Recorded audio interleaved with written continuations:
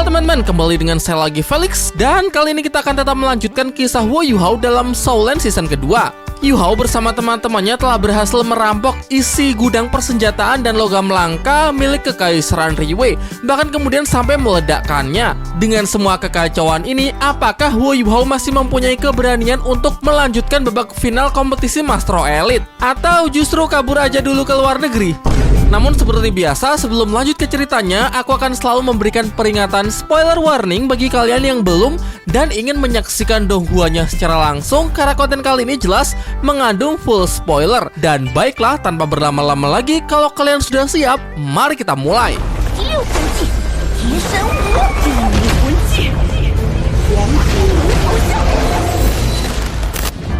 Pada scene pembuka, kita diperlihatkan 3 orang mastro jahat yang sepertinya sedang melakukan sebuah ritual dengan mengorbankan 2 manusia yang ditenggelamkan ke dalam danau. Belum dijelaskan di mana dan apa motifnya, jadi mungkin kedepannya baru akan dijelaskan ya. Tapi yang jelas, 3 orang ini adalah 3 mastro jahat yang dulu pernah ditemui oleh Yuhao ketika sedang berburu cincin roh bersama Wang Xiu'er. Kala itu orang-orang ini berniat jahat untuk menyerap dan memanipulasi jiwa seekor induk beruang cakar emas dengan cara yang sangat kejam. Beruntung Yuhao berhasil menggagalkan aksi mereka, namun sayangnya ketiganya berhasil melarikan diri. Wang Dong dan Wang Xiu'er ingin mengejar, tapi Yuhao melarangnya karena wilayah hutan yang sangat berbahaya. Ternyata bukannya kapok dan bertobat, para mastro jahat ini tetap saja melakukan kejahatan. Semoga mereka segera mendapatkan azabnya ya. Lanjut.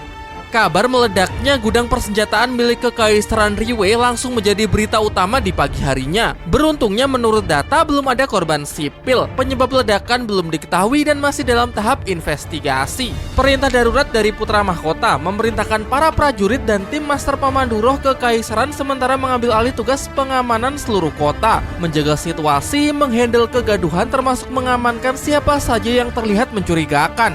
Namun semua kekacauan ini tidak menggeser jadwal kompetisi Master Elite yang sudah memasuki babak final. Acara tetap diselenggarakan, pangeran bersama permaisuri akan tetap hadir untuk melaksanakan upacara penyerahan hadiah kepada tim yang menjadi juara, yang akan ditentukan dalam pertarungan final antara tim Sekte Tang melawan tim Akademi Shrek. Tidak sedikit orang penting yang hadir dalam acara bersejarah ini, seperti Ketua Muda Sekte Zhong Tian dan Ketua Sekte Dilong bernama Nan Sui Sui yang juga merupakan ibu dari Nan Xiu Xiu, peserta yang sempat dikalahkan Wu Yuhao pada babak eliminasi. Jadi kedatangannya kali ini hanya ingin menyaksikan setangguh apa bocah yang sudah mengalahkan putrinya tersebut.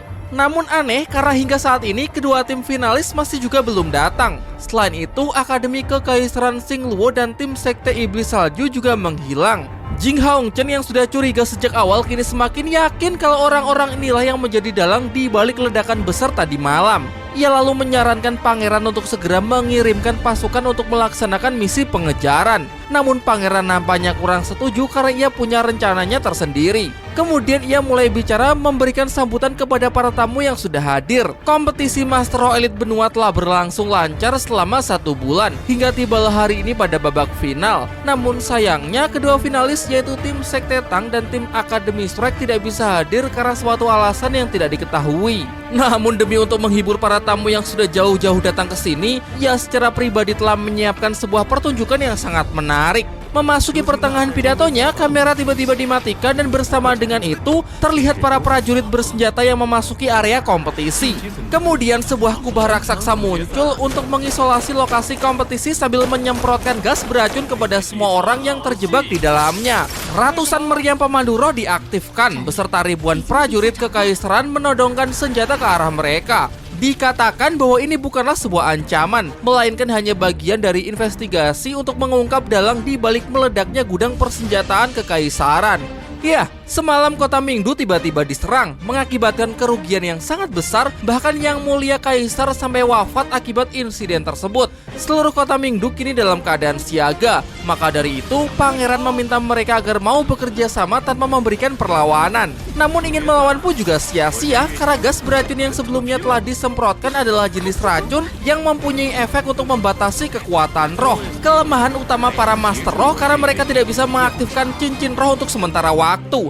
Bahkan seorang Feng Hou Douluo pun juga tetap akan terpengaruh. Ditambah lagi muncul lagi orang kuat yang merupakan sekutu dari Pangeran Sutianran bernama Xie Jun.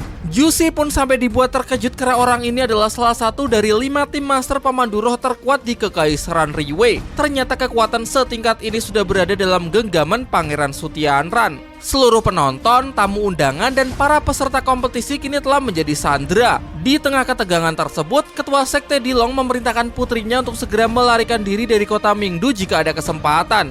Di sisi lain, Pangeran Sutianran tidak berencana untuk mengejar komplotan Yu Hao karena ia yakin mereka tidak akan mampu bertahan hidup.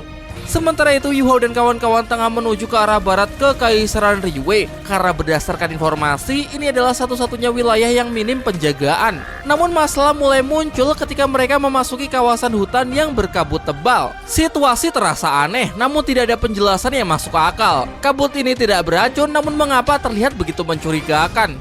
Di tengah jalan, Yu Hao tiba-tiba berhenti untuk memastikan apakah mereka sedang tersesat. Dan benar saja, ia mendapati tanda spiritual yang sebelumnya ia tempelkan pada sebuah batang pohon di awal perjalanan. Di mana artinya, sejak tadi mereka hanya berputar-putar di tempat yang sama. Yu Hao lalu mengaktifkan teknik deteksi mentalnya untuk mencoba memetakan seluruh hutan, berharap ia bisa menemukan jalan yang benar. Namun sia-sia, karena pandangannya menjadi sangat terbatas akibat pengaruh dari kabut misterius ini. Tak puas dengan hasil tersebut, Tetua Xuanzi mencoba terbang ke langit untuk menembusnya. Akan tetapi setinggi apapun ia terbang, tetap saja hanya kabut tebal yang ia lihat. Bahkan Tetua Xuanzi yang seorang Fenghuo Luo level 98 pun tidak bisa lolos dari tempat ini. Dengan situasi yang nampak begitu sulit, Guru Shuoyi pun akhirnya paham mengapa pihak Kekaisaran Liyue sengaja membiarkan mereka untuk menuju tempat ini. Yu Hao kemudian bertanya kepada Nana dan Sui Chen mengenai apa yang mereka tahu tentang wilayah ini, karena keduanya dulu adalah penduduk asli Kekaisaran Liyue. Nana menjelaskan bahwa Kekaisaran Liyue menyebut area ini sebagai Gunung Barat dan melarang siapapun untuk memasukinya. Caito menambahkan bahwa dahulu kala Kekaisaran Liyue sendiri pernah mengirim pasukan untuk menjelajahi Gunung Barat. Namun naasnya setelah pasukan masuk, kabarnya mereka tidak pernah kembali. Dai Huabin kemudian ngide untuk berpencar agar pencarian jalan keluar menjadi lebih mudah.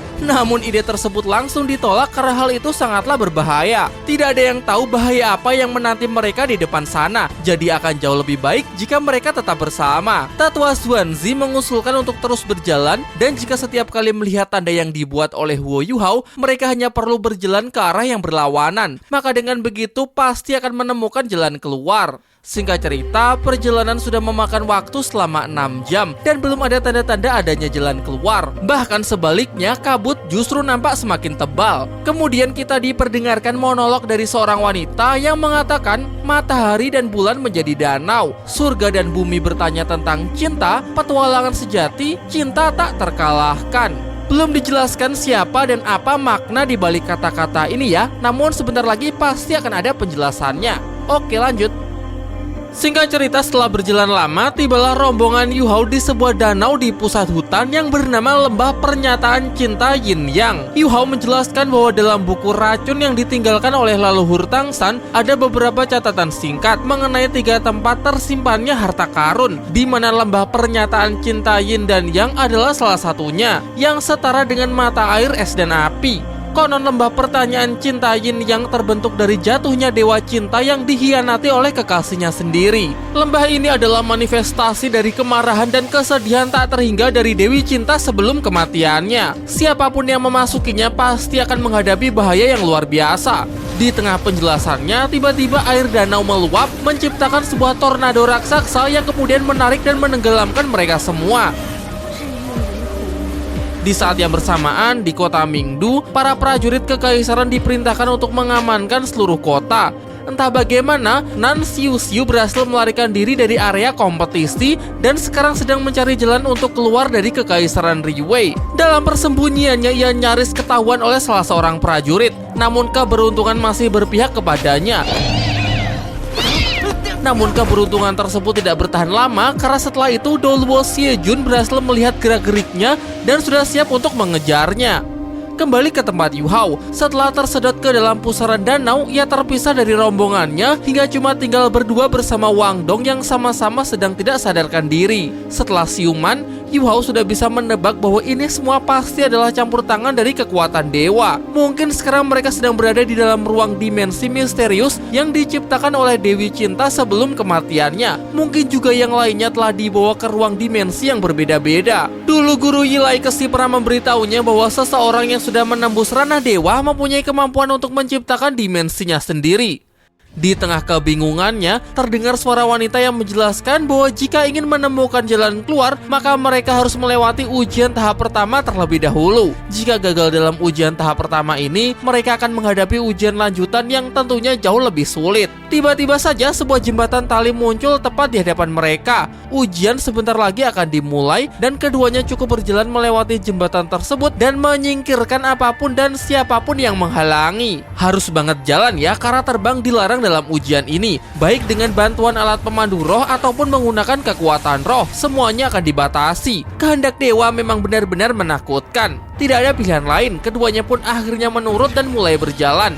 Di pertengahan jalan secara mengejutkan obor di belakang mereka padam, dilanjutkan dengan jembatan yang tiba-tiba roboh, memutus jalan mereka untuk bisa kembali. Papan jembatan yang terjatuh tidak menimbulkan suara, menandakan kalau tempat di bawah mereka adalah jurang tak berdasar, sehingga kalau terjatuh tidak ada kemungkinan untuk bisa selamat. Tak lama setelah itu, mereka merasakan kehadiran seseorang yang tak lain adalah rekan mereka sendiri, yaitu Wang Xiu'er. Yu Hao dan Wang Xiu'er langsung paham apa yang harus dilakukan, menyingkirkan apapun yang menghalangi untuk bisa lulus dari ujian ini dan menemukan jalan keluar. Ini adalah kehendak dewa yang mustahil untuk ditentang, sehingga tidak ada pilihan lain. Tapi 2 lawan 1 bukanlah pertarungan yang adil, jadi Yu Hao berniat maju untuk menghadapi Wang Xiu'er dalam pertarungan 1 lawan 1. 来吧，冰皇之王之杀。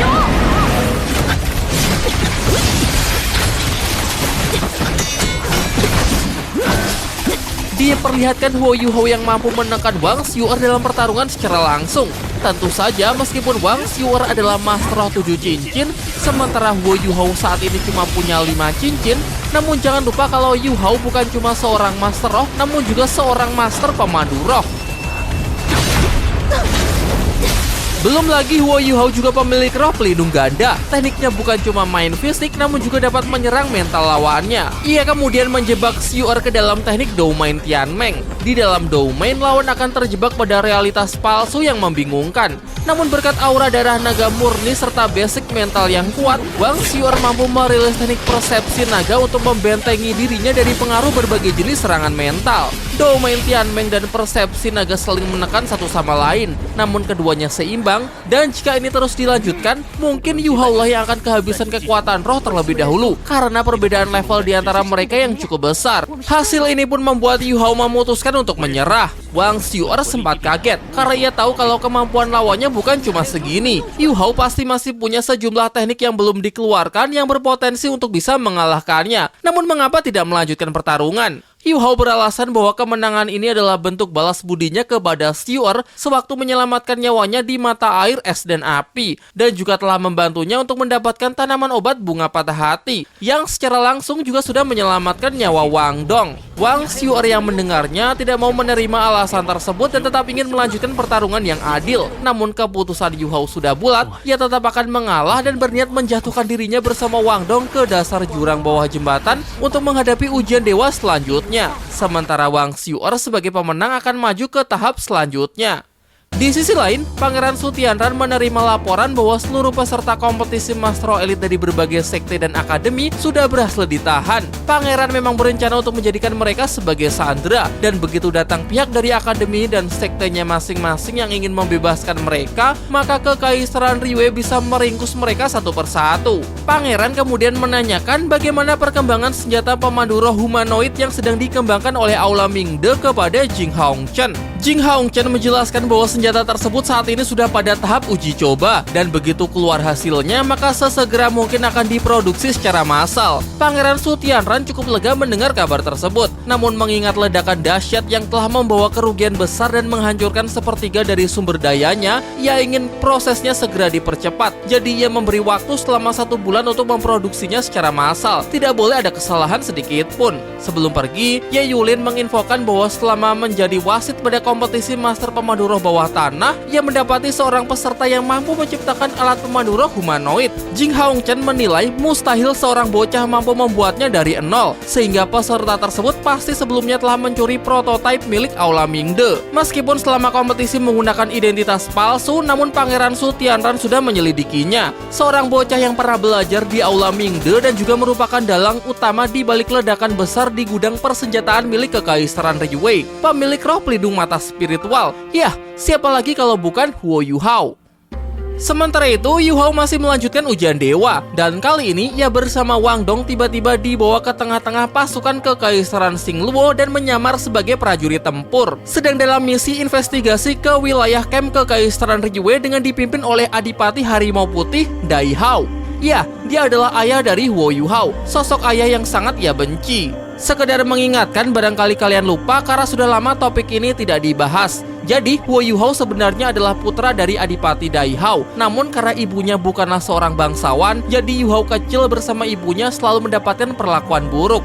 Dan ironisnya, dari mengandung, melahirkan sampai Yuhao beranjak anak-anak, Adipati Dai Hao tidak pernah pulang karena kesibukannya di militer Kekaisaran Xingluo. Jadi ia tidak pernah ada untuk melindungi anak dan istrinya tersebut yang selalu disia-siakan. Bahkan sampai ibu Yuhao meninggal. Wajar sih karena istrinya memang tidak cuma satu. Karena sebelum menikah dengan ibu Yuhao, Dai Hao juga sudah menikah dengan wanita lain dan dikaruniai dua orang putra bernama Dai Yuheng dan Dai Huabin. Mereka adalah saudara tiri Yuhao. Jadi selain sangat membenci ayahnya, ia pun juga membenci dua saudara tirinya tersebut.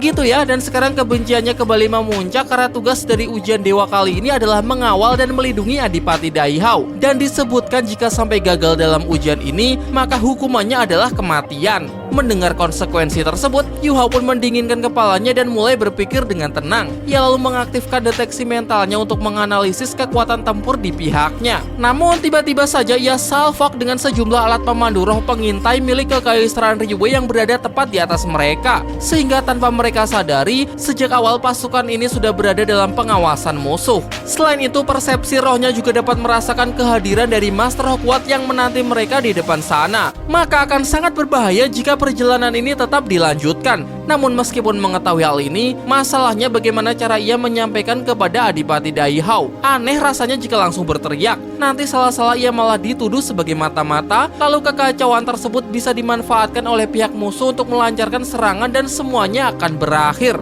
Secara kebetulan Wang Dong melihat Zulu dan Dai Huabin tepat di depan mereka. Kemungkinan keduanya juga sedang menjalani ujian dewa yang sama, jadi mereka bisa bekerja sama. Yuhao kemudian menghubungi keduanya dengan teknik roh pembagian mental. Ia menekankan agar Dai Huabin mau melupakan dendam di antara mereka terlebih dahulu dan mulai bekerja sama untuk lulus dari ujian ini. Lagi pula ujian ini juga menyangkut keselamatan Adipati Dai Hao, ayah dari Dai Huabin. Meskipun kelihatannya berat, Dai Huabin memutuskan untuk mempercayai Yuhao kali ini saja. Dai Hao dapat merasakan kekuatan mental. Yuhao akhirnya maju untuk menjelaskan bahwa ia adalah master roh beratribut mental dan memberitahu bahwa tepat di atas mereka terdapat banyak alat pemandu roh pengintai. Wilayah ini sudah disusupi orang-orang Kekaisaran Riwei, jadi lebih baik pasukan segera diperintahkan untuk berbalik arah menuju camp utama. Dai Huabin kemudian maju untuk meyakinkan ayahnya bahwa apa yang dikatakan oleh prajurit barusan benar adanya. Dan benar saja, setelah mengeceknya melalui penglihatan Yuhao, terdapat alat pemandu roh pengintai dengan ketinggian ribuan meter yang terus mengawasi mereka. Hanya Kekaisaran Riwei yang mempunyai teknologi sehebat ini. Oleh karena itulah mustahil mendeteksinya tanpa penglihatan khusus. Syukurlah Dai Hao mendengarkan saran Yuhao. Ia memerintahkan pasukannya agar segera berbalik arah menuju camp utama. Namun perjalanan tidak berjalan mulus karena seketika itu juga puluhan meriam pemandu roh langsung membombardir pasukan mereka. Untungnya mereka masih mempunyai meriam anti udara pemandu roh yang bisa menahan serangan tersebut untuk sementara waktu. Namun ternyata meriam musuh bukan meriam biasa. Meskipun tembakannya sudah berhasil diblokade, tapi pecahan meriam masih bisa mengincar targetnya. Dalam situasi ini, tanpa pikir panjang, Adipati Dai Hao siap pasang badan demi keselamatan pasukannya. Momen tersebut sempat membuat Yuhao kagum dan sejenak melunakkan hatinya. Karena siapa sangka orang yang selama ini ia anggap sangat jahat bisa melakukan pengorbanan seheroik ini. Dai Hao kemudian memperluas cakupan barir perlindungan harimau putihnya agar mengcover seluruh prajurit. Namun situasinya semakin sulit. Jalan untuk kembali dihancurkan yang membuat mereka terjebak di tepi jurang. Komandan pasukan meminta Dai Hao agar tidak perlu memperdulikan mereka, fokus saja melindungi diri sendiri dan kabur secepat mungkin. Namun Dai Hao bersikeras untuk tidak meninggalkan siapapun, karena baginya mereka semua adalah prajurit dan saudara seperjuangannya. Ia kemudian menginstruksikan agar bersiap untuk mengaktifkan alat pemandu roh terbang, pimpin yang lain agar segera mundur secara bertahap. Sesuai perintah, para prajurit terbang beralih menggunakan jalur udara, tetapi sayangnya jalur udara juga tidak aman, karena musuh telah memasang alat pemandu roh peledak di sepanjang tebing yang siap untuk meledak. Tebing pun longsor dan bebatuannya menyapu bersih para prajurit. Untungnya lagi-lagi Dai Hao melindungi mereka menggunakan teknik barrier harimau putihnya yang diperluas. Tapi mau sampai kapan? Situasi terus memburuk, pihaknya terus digempur dengan meriam pemandu roh yang tak ada habisnya. Semuanya pun mendesak Adipati Dai Hao agar segera melarikan diri terlebih dahulu tanpa memperdulikan mereka. Tetapi Dai Hao tetap berdiri untuk melindungi mereka karena ia tidak ingin selamat sendirian. Wang Dong pun mulai beraksi untuk turut membantu dalam menghandle situasi, mendahului Huo Yuhao yang masih terdiam.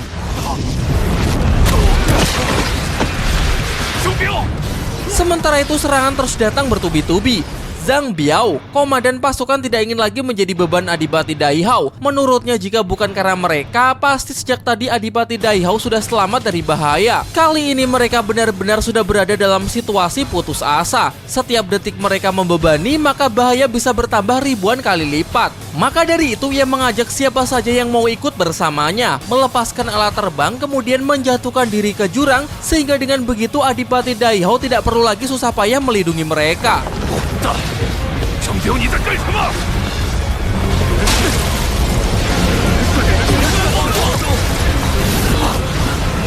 Yu Hao nampaknya semakin kagum dengan Adipati Dai Hao karena sosok yang selama ini sangat ia benci ternyata begitu dicintai oleh para bawahannya. Setelah menyaksikan pemandangan mengharukan tersebut, Yu Hao pun mulai tergerak untuk membantu. Ia memberikan sebuah alat pemandu roh kepada Dai Hao yang bisa digunakan untuk melawan musuh. Sementara ia dan Wang Dong akan fokus menyelamatkan para prajurit. Yap, ini adalah alat pemandu roh tingkat 9 yang Yu Hao dapat dari hadiah setelah menjuarai kompetisi bawah tanah sebelumnya. Yu Hao dan Wang Dong berusaha menyelamatkan orang-orang sebanyak yang mereka bisa. Sebagian bisa ditangkap, namun banyak juga yang telah gugur. Di saat yang sama, Dai Hao langsung mengaktifkan alat pemandu roh pemberian Yu Hao bernama Jarum Dewa Matahari dan Bulan. Cahaya yang dipancarkan dapat mendeteksi setiap musuh dalam radiusnya, menargetkan mereka dan meniadakan atribut pertahanan apapun. Diperlihatkan orang-orang di balik serangan tersebut ternyata adalah para mastro jahat yang berasal dari sekte kultus roh suci. Dan ketika menyaksikan kekuatan alat pemandu roh tingkat 9 yang mustahil untuk dilawan, mereka pun terpaksa mundur. Setelah situasi terkendali, Yu Hao dan Wang Dong turun dengan wajah penyesalan karena tidak banyak nyawa yang bisa mereka selamatkan meskipun sudah berusaha semaksimal mungkin. Di saat yang sama, Yu Hao juga masih sangat terkesan dengan sosok kepemimpinan Dai Hao yang tidak pernah meninggalkan para prajuritnya yang sangat setia. Para prajurit pun juga rela berkorban dan tidak takut menghadapi kematian. Benar-benar mental yang luar biasa. Mata Yu Hao pun kini terbuka bahwa inilah sang Adipati Harimau Putih Dai Hao, seorang prajurit setia kekaisaran Xing Luo. Di sisi lain, Adipati Dai Hao terlihat berduka atas gugurnya banyak prajurit dalam insiden kali ini. Sementara itu, sang dewa muncul untuk menyampaikan ucapan selamat kepada Yu Hao dan Wang Dong karena telah berhasil menyelesaikan ujiannya dengan sangat baik. Mereka melakukannya dengan penuh belas kasih, kesetiaan, dan mau bersatu dalam menghadapi setiap kesulitan. Sehingga sebagai imbalannya, ia bersedia menghidupkan kembali para prajurit yang telah gugur. Namun setelah ini mereka harus bersiap untuk menyelesaikan ujian tahap ketiga, surga dan bumi, pertanyaan lembah cinta, petualangan hati sejati. Jika keduanya berhasil menyelesaikan ujian terakhir ini, maka selain akan terbebas, ia secara khusus juga akan memberinya sebuah hadiah. Scene sekarang menunjukkan ujian Dewa Cinta yang sedang dijalani oleh Susansi dan juga Jiang Nanan, di mana Dewa Cinta saling memperlihatkan masa lalu mereka satu sama lain. Dalam sebuah ruangan, Jiang Nanan terikat oleh rantai di hadapan Susansi yang nampaknya sedang tidak sadarkan diri. Keduanya terikat pada sebuah ritual untuk membangkitkan roh pelindung sejati milik Susansi. Ritual yang membutuhkan pengorbanan, di mana dalam hal ini Jiang Nananlah yang akan dikorbankan. Namun begitu sadar, Susansi segera membatalkan ritual tersebut dan berlari keluar ruangan. Seorang pelayan klan menghampiri Jiang Nanan untuk memberinya imbalan sejumlah uang meskipun ritualnya tidak berhasil. Namun Nanan ingin meminta imbalan lebih berupa pil dewa kura-kura hitam yang sudah dijanjikan sebelumnya. Sebuah obat yang dikatakan bisa menyembuhkan penyakit ibunya. Sayangnya permintaannya ditolak karena Nanan telah gagal dalam membantu tuan mudanya untuk membangkitkan roh pelindung. Dengan rasa penuh kekecewaan, Nanan pun segera pergi meninggalkan klan tersebut, yang kemudian disaksikan langsung oleh Jiang Nanan dari masa depan melalui wujud spiritualnya. Di sini ia juga menyaksikan perdebatan Susansi yang berulang kali menolak ritual kebangkitan tersebut meskipun pihak klan terus saja mendesaknya. Karena menurut mereka hanya dengan cara ini Susansi bisa memiliki kekuatan klan yang sudah diwariskan secara turun-temurun. Namun Susansi tetap bersikeras untuk menolak karena ia tidak ingin menjalani ritual yang akan menyakiti orang lain. Mastro yang dikorbankan akan kehilangan roh pelindungnya, kemudian mati atau menjadi cacat seumur hidup. Susansi memintanya agar tidak membiusnya lagi dan memaksanya untuk menjalani ritual konyol tersebut. Ia bertekad untuk membangkitkan roh pelindungnya dengan kemampuannya sendiri, karena jika tidak maka ia merasa tidak pantas untuk memiliki roh pelindung dewa kura-kura hitam tersebut. Pokoknya ia tidak ingin berdebat lagi, ia sendirilah yang akan melaporkan hal ini kepada klan. Sementara si pelayan ia perintahkan untuk mengambilkannya pil dewa kura-kura hitam dari tempat penyimpanan. Kemudian secara diam-diam Susansi menemui ibu Jiang Nanan untuk memberinya pil tersebut dengan harapan penyakitnya bisa segera sembuh. Wujud spiritual Jiang Nanan menjadi sangat terharu setelah menyaksikan masa lalu Susansi. Bahkan jauh sebelum mereka benar-benar saling mengenal, ternyata Susansi sudah sangat peduli terhadapnya.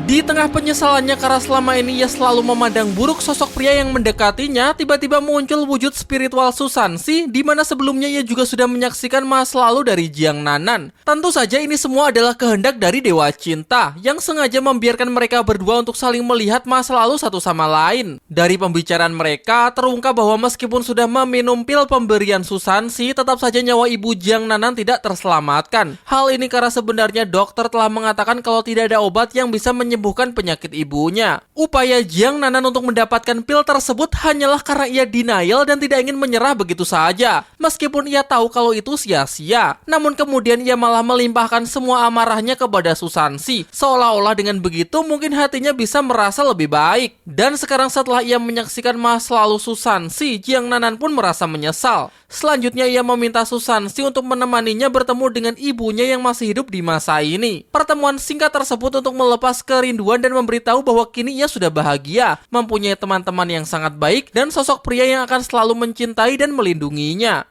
Dengan begini sang Dewa Cinta menyatakan bahwa mereka berdua telah lulus dari ujiannya. Ikatan hati telah terurai dan cinta semakin mendalam. Jiang Nanan telah berani menerima masa lalu dan merangkul masa depan. Maka dari itu Dewa Cinta memberinya hadiah berupa peningkatan kekuatan roh ke level 60. Sementara untuk Susansi mempunyai ketulusan untuk mencintai yang sangat berharga. Sebagai hadiah ia memberinya petunjuk untuk bisa menyelesaikan kebangkitan roh pelindung sejatinya tanpa melalui ritual pengorbanan. Namun berhasil tidaknya tetap bergantung pada kemampuan dan tekad Susansi sendiri. Di sisi lain, Wo Yuhao tiba-tiba memasuki wilayah pesisir sendirian tanpa kehadiran Wang Dong. Hingga seseorang kemudian memanggil namanya. Yap, ia adalah sang Raja Dewa Tangsan. Namun kali ini mengenakan pakaian biasa, tanpa atribut dewa. Hanya terlihat sebagai pemuda biasa yang sedang memancing. Di sini ia ingin bicara empat mata dengan Yu Hao, dan ia pikir dengan penampilan yang seperti ini akan membuat Yu Hao merasa lebih nyaman. Yu Hao pikir ini adalah bentuk ujian ketiganya, namun ia salah karena di sini Raja Dewa Tangsan hanya ingin mengajaknya bicara. Tangsan menjelaskan alasan mengapa Dewi Cinta meninggalkan ujian lembah penguji cinta semesta. Ia rasa kebencianlah yang telah membutakan mata Dewi Cinta hingga terinfeksi oleh pikiran jahat. Maka dari itu dia memasang perangkap tersebut untuk menguji setiap makhluk yang memasuki wilayahnya, karena menurutnya hanya perasaan makhluk yang bisa menyelamatkannya dari bencana. Tangsan kemudian mengajukan pertanyaan pribadi kepada Yu Hao. Jika suatu hari Yu Hao berhadapan melawan ayah kandungnya sendiri dan berhasil menuntaskan dendamnya, maka apa yang akan ia dapat setelahnya? Yu Hao nampaknya tidak punya jawaban atas pertanyaan tersebut. Dahulu ia memang sangat membenci Dai Hao. Ia mendedikasikan seluruh hidupnya untuk menjadi yang terkuat agar kelak bisa membalaskan dendamnya. Namun belakangan ini setelah ia menyaksikan bahwa ternyata Adipati Dai Hao tidak sejahat yang ia pikirkan, mulai muncul keraguan di dalam hatinya mengenai apa arti dari balas dendam. Tang San kemudian menunjukkan kepada Yu Hao bahwa ia bisa dalam sekejap memulihkan tubuh yang telah rusak serta menjadikannya sangat kuat. Namun dalam sekejap pula ia juga bisa membuat Huo Yu Hao menjadi tidak berdaya. Ia kemudian memberikan pemahaman kepada Yu Hao bahwa kekuatan besar bisa saja membawa bencana jika berada pada orang yang tidak tepat. Seseorang yang bahkan tidak bisa menguasai hatinya sendiri akan dilahap kebencian dan dibutakan oleh ambisi. Tang San lalu menunjukkan kondisi teman-teman Yu Hao yang sekarang sedang menghadapi tantangannya masing-masing. Ada yang terjebak di dalam masa lalu, ada juga yang mengkhawatirkan ketakutan akan masa depan. Dan sebelum mereka menemukan jawabannya sendiri, mereka tidak akan pernah bisa keluar dari lembah penguji cinta semesta ini. Diperlihatkan Bei Bei yang sedang berupaya keras untuk menyelamatkan Tang Ya yang terjebak di dalam kekuatan kegelapan rumput biru perak yang telah bermutasi. Ini adalah gambaran di dalam hati Bei Bei yang selalu menyalahkan dirinya sendiri atas kegagalannya untuk menyelamatkan Tang Ya.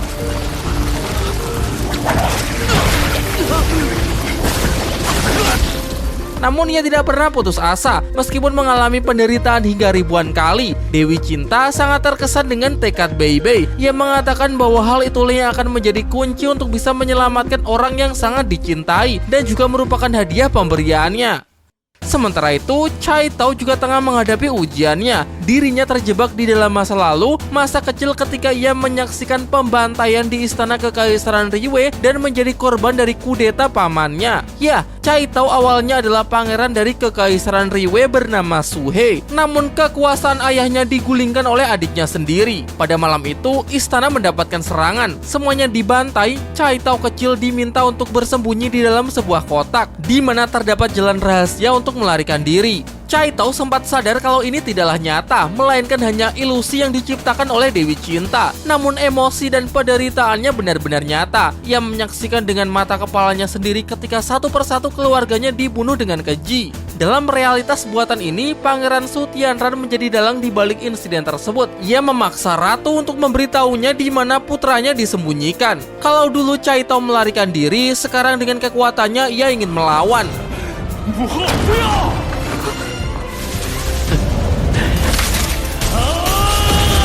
天然，我要杀了你！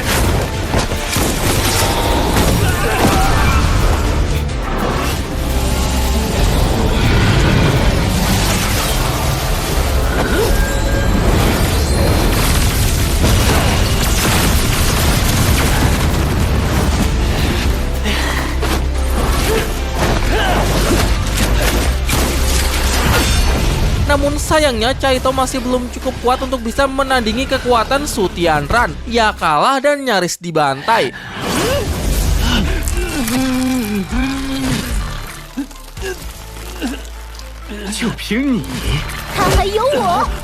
Namun di saat-saat kritis tiba-tiba datang Xiao Xiao yang membantu dan memotivasinya.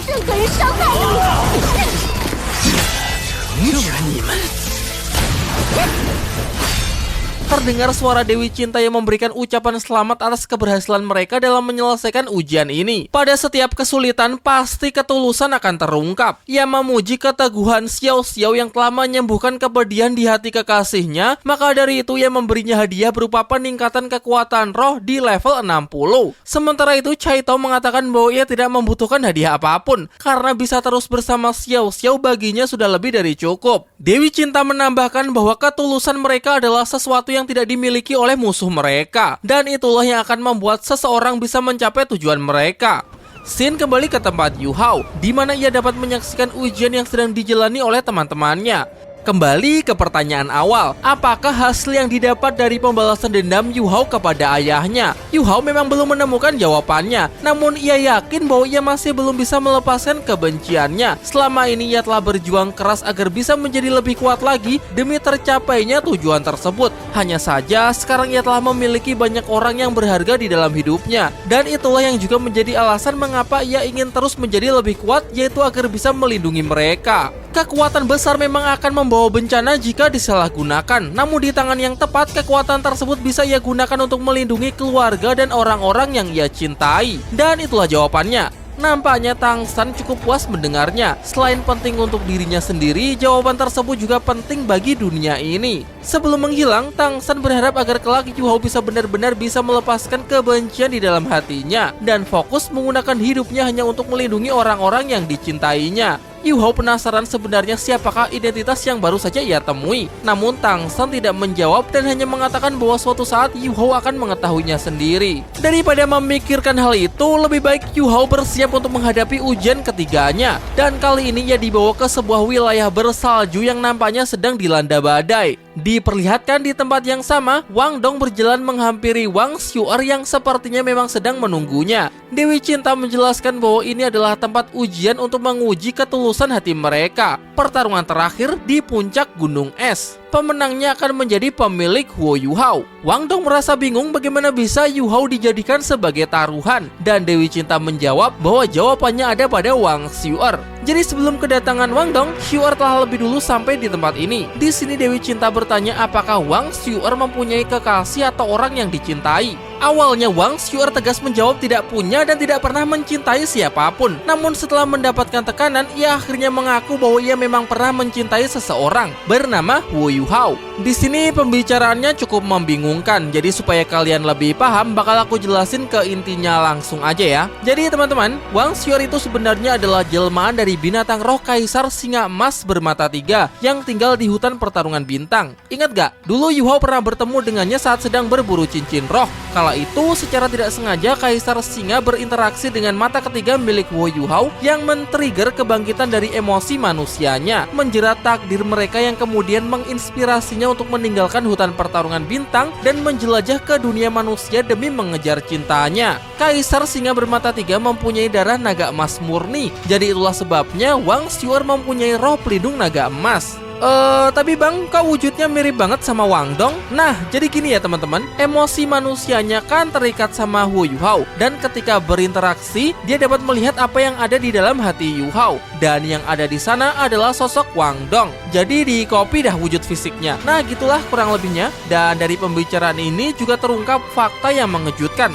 Ingat gak saat kejadian di mata air es dan api? Kala itu Yu Hao kan sudah sekarat gara-gara maksain buat ambil bunga patah hati. Nah setelah bunganya dipetik, ternyata bunga kedua langsung tumbuh lagi. Melihat Yu Hao yang udah sakaratul maut, Wang Xiu'er berusaha memetik bunga kedua untuk mengobatinya. Berdarah-darah juga tapi nggak sampai mati. Karena Xiu'er kan memang bukan manusia biasa. Jadi kalau bukan karena pengorbanan Wang Xiu'er, Yu Hao pasti sudah mati dan gak bakal bisa ketemu Wang Dong lagi. Mendengar cerita tersebut, Wang Dong pun menjadi terharu karena ia bisa merasakan cinta Xiu'er yang sangat tulus. Wang Dong juga sangat berterima kasih karena berkat pertolongan Wang Xiu'er, Yu Hao bisa selamat. Tidak bisa dibayangkan jika sampai Yu Hao meninggal gara-gara dirinya. Dan sekarang mereka sama-sama terjebak di dalam ujian Dewa Cinta. Wang Xiu'er sudah siap untuk bertarung sampai mati karena menurutnya cinta itu egois dan tentang memiliki. Jadi jika hari ini ia bisa menghabisi Wang Dong, maka di masa depan ia akan punya kesempatan untuk hidup bersama Yu Hao. Wang Dong pun juga sepemikiran. Memang seharusnya hanya ada satu orang yang boleh bersamanya, sehingga ia juga sudah siap untuk bertarung mati-matian. Di sisi lain, dari kejauhan Yu Hao dapat menyaksikan mereka. Namun ia tidak bisa mendekat karena terpasang sebuah barir yang menghalangi jalannya. Ia juga tidak bisa mendengar dengan jelas apa yang sedang mereka bicarakan. Dan mengapa Wang Xiu'er menodongkan senjatanya kepada Wang Dong. Terentah apa yang sedang mereka bicarakan kelihatannya bukan sesuatu yang baik. Yu Hao berusaha mendobrak-dobrak penghalang untuk melerai mereka, namun usahanya sia-sia karena mereka juga tidak bisa mendengar suaranya. Sampai akhirnya Wang Dong dan Xiu'er menyadari kehadiran Yu Hao. Tetapi Dewi Cinta justru memanfaatkan situasi ini untuk mendesak mereka agar segera mengambil keputusan berat tersebut. Ia menyakiti Yu Hao dan mengatakan bahwa Yu Hao akan semakin menderita jika keduanya tidak segera memulai pertarungan. Barulah saat salah satu dari mereka terbunuh, ia akan membebaskan Huo Yu Hao. Dewi Cinta pun mulai berhitung mundur. Jika dalam 3 detik mereka belum juga bertarung, maka ia tidak akan ragu untuk menghabisinya. Pada akhirnya, keduanya memutuskan untuk bertarung, saling mengalahkan satu sama lain demi untuk menyelamatkan kekasihnya.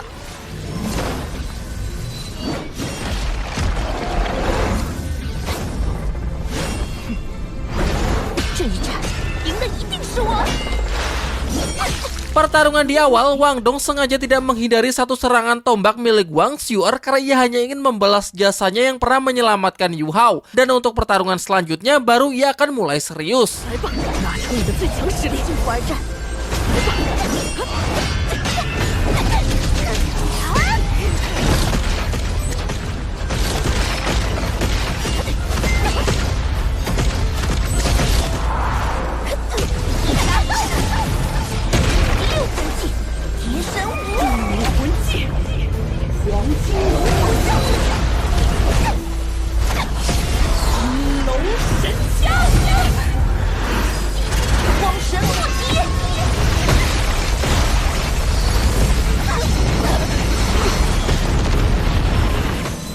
Pertarungan telah mencapai puncaknya. Suasana hujan makin menambah vibes menjadi begitu dramatis. Keduanya sudah mengeluarkan kemampuan terbaiknya, namun siapa pemenangnya masih belum bisa ditentukan.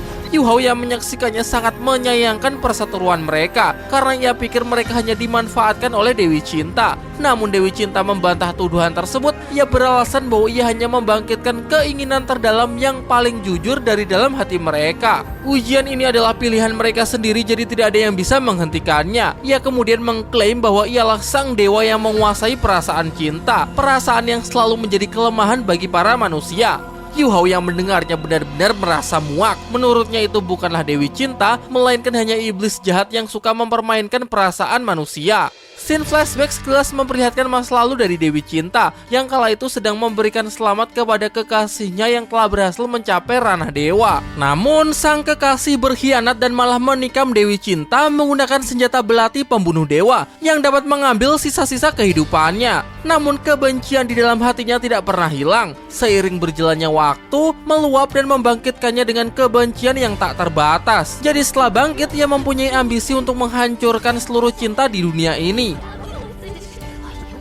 Di tengah gelak tawanya, secercah cahaya emas turun menembus kegelapan hingga kemudian tumbuh menjadi rumput biru perak. Yah, itu adalah pertanda tibanya sang Raja Dewa Tangsan. Ia datang untuk menghentikan seluruh tindak kejahatan yang telah diperbuat oleh dewa jahat. Tangsan mengatakan bahwa seharusnya bisa kembali ke posisi dewa, namun mengapa malah menggunakan jasad Dewi Cinta untuk mengusik kehidupan di dunia manusia? Bukannya menyadari kesalahannya, Dewi Cinta malah tertawa sambil mengatakan bahwa ia akan membunuh semua manusia yang telah masuk ke dalam perangkapnya.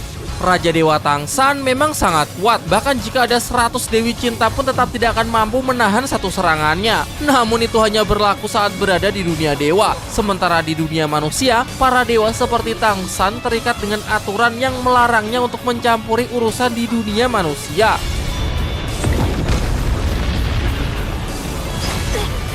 Dewi Cinta sudah mati, yang tersisa hanya kebencian dan pikiran jahat untuk menuntut balas, sehingga ia bisa mengabaikan aturan tersebut. Jadi selama Dewi Cinta berada di dunia manusia, maka dewa sekuat Tangsan pun juga tidak bisa menyentuhnya. Sekalipun statusnya adalah Raja Dewa, tetap saja tidak bisa menyelamatkan satupun nyawa manusia. Yu Hao yang menyaksikan pertarungan antar dewa menjadi pesimis apakah ia bisa melakukan sesuatu. Namun entah bagaimanapun juga ia harus tetap berusaha untuk menyelamatkan Wang Dong serta teman-temannya yang lain yang masih terjebak di dalam lembah penguji cinta semesta.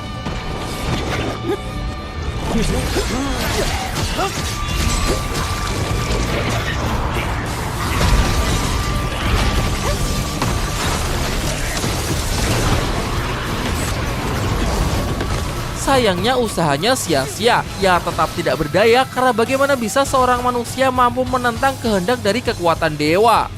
Di sisi lain, pertarungan antara Wang Dong melawan Wang Xiu'er masih berlangsung. Kini keduanya telah sama-sama kehabisan kekuatan roh, sehingga pertarungan hanya bisa dilanjutkan melalui adu fisik. Namun pertarungan barusan telah membuka hati Wang Dong dan membuatnya berubah pikiran. Ia kini memandang cinta bukan lagi soal keegoisan dan kepemilikan semata, melainkan cinta adalah keabadian yang dijalin oleh cahaya dan bayangan, keberanian yang tumbuh di tengah kehancuran. Itulah cinta yang sebenarnya. Jadi Dewi Cinta yang mengklaim bahwa dirinya adalah penguasa cinta sebenarnya tidak tahu apa-apa soal cinta. Cinta juga merupakan sebuah pengorbanan. Jadi jika hari ini harus ada seseorang yang mati untuk Yu Hao, maka Wang Dong siap untuk menjadi orang tersebut. Baginya ini adalah makna cinta tertinggi. Wang Dong kemudian membunuh dirinya sendiri, jiwanya berubah menjadi ribuan kupu-kupu cahaya hingga menghilang di atas langit, meninggalkan Wang Xiu'er yang masih menyayangkan keputusan tersebut.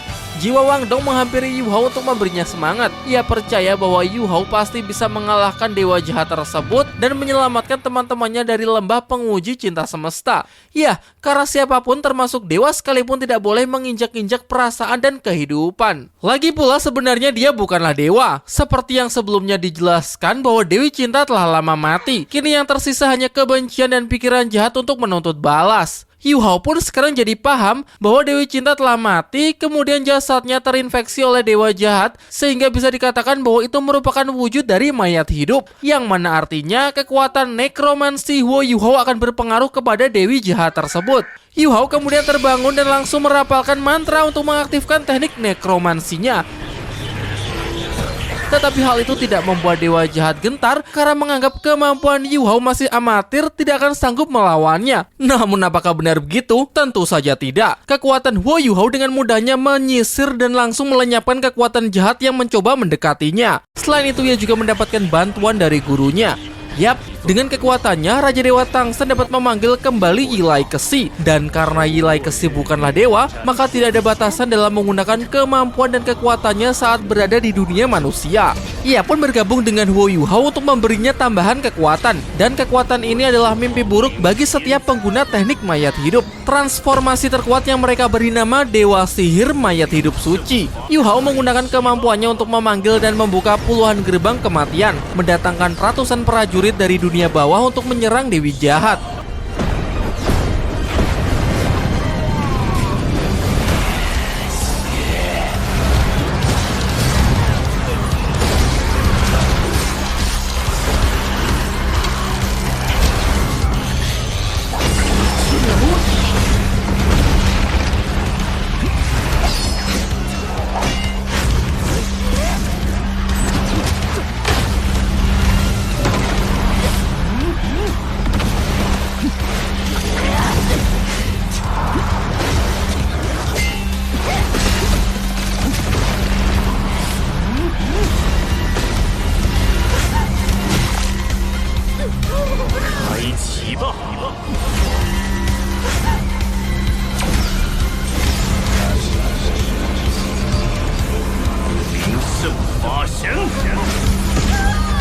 Dalam pertarungan tersebut, Yu Hao berhasil menang telak, mempecundangi Dewi Jahat di dalam domainnya sendiri. Kini pengaruh kekuatan Dewa Jahat telah sepenuhnya berhasil dimusnahkan, sehingga jiwa murni dari Dewi Cinta berhasil terbebas dan bisa kembali naik ke alam dewa. Tidak lupa ia juga menyampaikan rasa terima kasihnya kepada Huo Yu Hao, Yilai Kesi, dan juga Raja Dewa Tangsan. Sin kemudian memperlihatkan masa muda dari Dewi Cinta yang kala itu masih menjadi manusia biasa, tengah bersama kekasihnya yang bernama Xinglang, sedang bermesraan di sebuah lembah yang dikatakan sebagai saksi dari kisah cinta mereka. Keduanya sudah memutuskan hidup bersama untuk selamanya. Tidak ada yang akan bisa memisahkan mereka, bahkan termasuk kematian. Jadi keduanya sepakat untuk mengikuti ujian dewa demi mengejar keabadian, sehingga dengan demikian mereka bisa terus hidup bersama-sama di alam dewa sampai kapanpun. Singkat cerita, Dewi Cinta telah menyelesaikan ujiannya terlebih dahulu dan berhasil mewarisi tahta Dewa Cinta. Sementara Xinglang belum menyelesaikan ujiannya. Ia mengikuti 9 ujian Dewa Raksha, 8 ujian telah terlewati, sehingga hanya tersisa 1 ujian terakhir.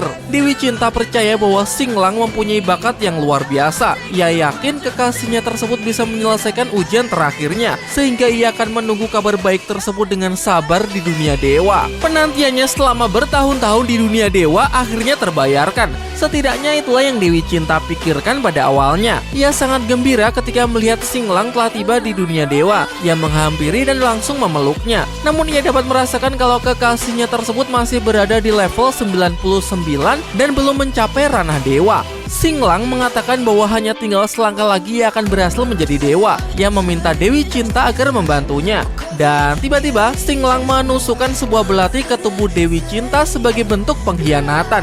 Bukan belati biasa, melainkan belati pembunuh dewa. Sesuai namanya, belati tersebut dapat membinasakan seorang dewa. Terungkap bahwa inilah ujian ke-9 dari Dewa Raksha, mengkhianati dan membunuh seseorang yang paling dicintai. Bukannya menyesal, Xinglang justru tertawa puas seperti sedang kerasukan iblis. Sementara Dewi Cinta tenggelam di dalam kesedihan dan kekecewaan, yang akhirnya berubah menjadi tumpukan kebencian yang tak terbendung hingga tubuh dewanya diambil alih oleh Dewa Jahat.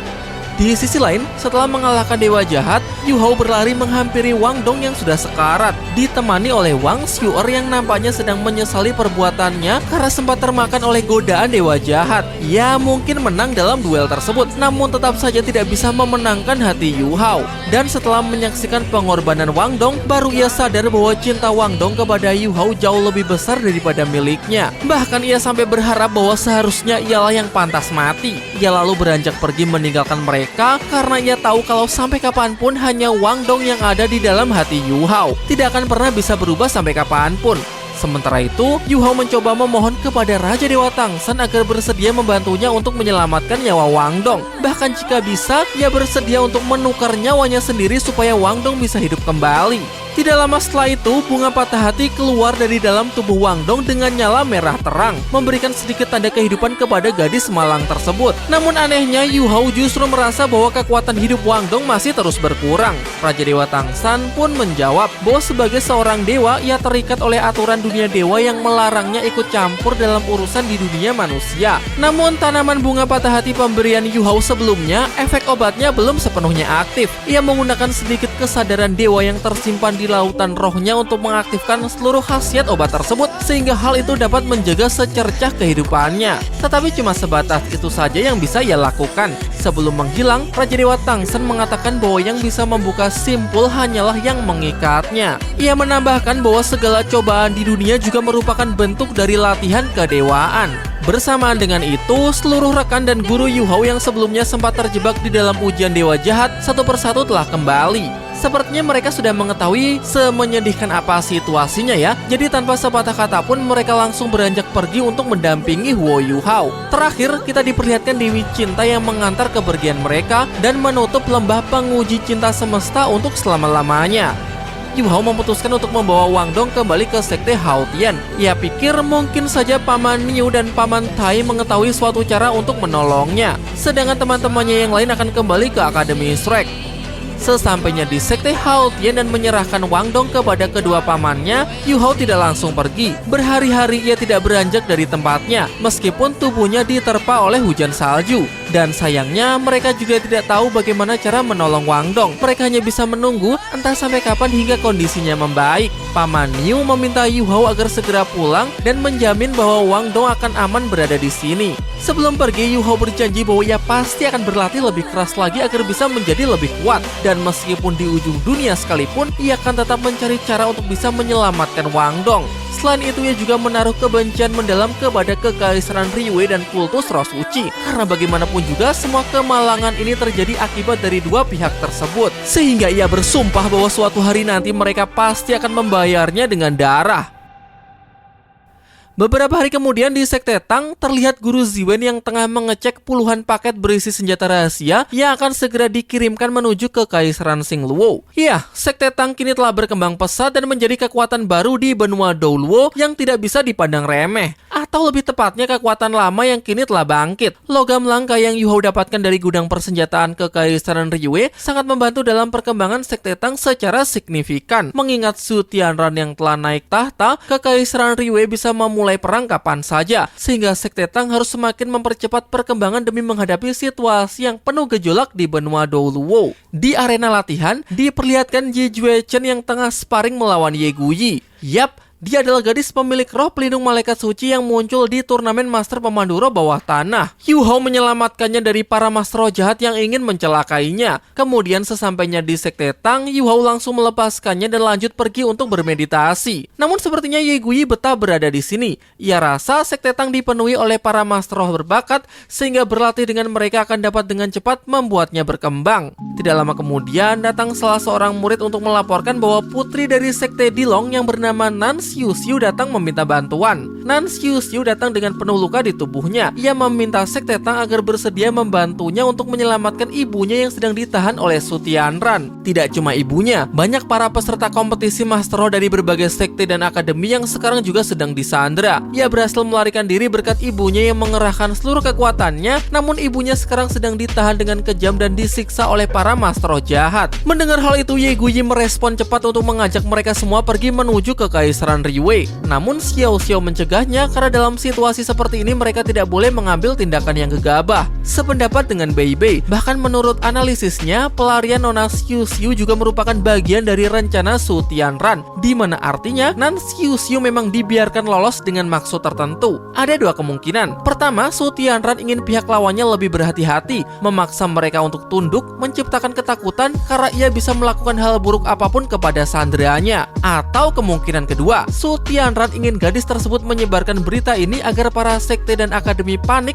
kemudian berbuat gegabah, mendatangi kekaisaran Riwei tanpa persiapan yang matang, sehingga hanya akan menjadi santapan empuk bagi Su Tianran yang pastinya sudah menyiapkan perangkap. Dengan melemahkan kekuatan tempur lawannya sebelum memulai peperangan, maka kekaisaran Riwei akan bisa sangat mendominasi. Jadi alih-alih mengambil keputusan yang beresiko tinggi, Su Sanxi dan Cai Tao menyarankan mereka untuk menyusun rencana terlebih dahulu, menunggu waktu yang tepat, paling tidak sampai kekaisaran Riwei menurunkan kewaspadaannya. Bei Bei meminta Nan Xiuxiu agar sementara tinggal di sekte Tang. Selanjutnya ia akan membicarakan masalah ini dengan pihak Pavilion Dewa Laut, menunggu sampai Yu Hao selesai meditasi, baru mengumpulkan tim untuk pergi menyelamatkan semua orang yang menjadi sandera. Ye Guyi pun menawarkan dirinya untuk ikut bergabung, karena ia punya dendam tersendiri kepada kelompok Mastro Jahat. Dahulu ibunya gugur saat berhadapan melawan Mastro Jahat. Ia mewarisi tekadnya dan memutuskan pergi berkelana untuk memberantas kelompok tersebut, termasuk bergabung dengan aliansi Pink Fan adalah salah satu caranya untuk mencapai tujuannya. Karena ia sudah tahu kalau kompetisi Master Pemandu Roh Bawah Tanah adalah sarang kultus roh suci yang dipenuhi oleh para Mastro Jahat. Bahkan ia juga sudah menyiapkan rencana untuk meledakkan diri semisal ia sudah benar-benar terdesak. Meskipun nantinya ia akan gugur, setidaknya ia berhasil membunuh beberapa Mastro Jahat dalam ledakan tersebut. Ye Guyi sangat relate dengan apa yang dirasakan oleh Nan Xiuxiu akibat kejahatan dari para Mastro Jahat. Jadi ia berjanji akan membantunya semaksimal mungkin. Di sisi lain, Wu Yuhao sedang menyelesaikan kultivasinya di dalam ruangan es. Ia berulang kali memaksa tubuhnya untuk menembus batasannya sehingga ia bisa berkembang lebih cepat. Bahkan jika hal itu sampai membunuhnya, ia sudah siap untuk mati di tempat ini. Tidak disebutkan seberapa lama kultivasi Yu Hao, namun yang jelas sudah terjadi banyak hal di seluruh benua Douluo. Semenjak Pangeran Su Tianran naik tahta sebagai kaisar yang baru, kekaisaran Riwei diam-diam telah memulai peperangan untuk memperluas wilayah kekuasaannya. Di samping itu, kekaisaran Xingluo juga tengah mempersiapkan pasukan tempurnya. Di kekaisaran Tianhun, Putri Weina pun juga sedang mengumpulkan kekuatan bersama sekte tubuh. Sementara di sisi antagonis, sekte kultus roh suci juga semakin kuat dengan para Mastro Jahatnya. Selain itu, kita juga diperlihatkan keadaan Wang Xiu'er yang sepertinya masih kena mental semenjak insiden di lembah pengujian cinta. Ia terlihat menyendiri dan merenung. Dilihat dari lokasinya, mungkin ini berada di suatu tempat di sekitar hutan pertarungan bintang, tempat di mana ia berasal. Dan setelah sekian purnama, akhirnya Wu Yuhao telah berhasil menyelesaikan kultivasinya di dalam ruangan es surgawi. Ia nampak sedikit berbeda dari sebelumnya. Perawakannya terlihat lebih dewasa, seluruh lukanya telah 100% sembuh dengan tatapan tajam dan senyum di wajahnya mengisyaratkan kalau kekuatannya sudah berkembang pesat. Oke, segitu dulu ya para kultivator. Di video selanjutnya kita akan sama-sama saksikan sudah sejauh mana kekuatan MC kita ini.